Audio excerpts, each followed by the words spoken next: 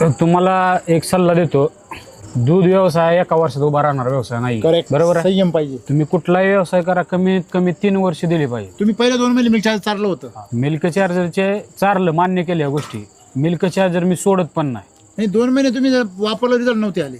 Result येतच नाही ना. मी आज पण मला शेतकऱ्याची कॉल आली, जर शेतकऱ्याला सांगतो जर तुमच्याकडे संयम असेल तरच वापरा, नाही तर वापरू नका. वापरू नका.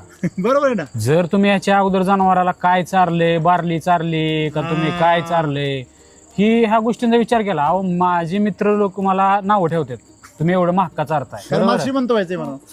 आज त्यांच्या गोट्यामध्ये अशी कंडिशन आहे की आज त्यांची दूध अर्ध्या केळणी कमी झालेत या टेम्परेचरला. जनावरांच्या अंगावर तेज नाही, तब्येत खराब होत चालली आहे. आज माझी कुठली पण म्हैस काढा 2 लाखाच्या जाणार नाही. म्हणजे 5-6 लाखाचा तुमच्याकडे मालच आहे आता. 50 नाही माझ्याकडे 70-80 लाखाचा माल आहे. हा चालू माल 50 चालू बाका आणि ते बाकीचा बाकीचा वेगळा आहे. म्हणजे तुम्ही तिकडनं किती लाखाला मटेरियल आणलं होतं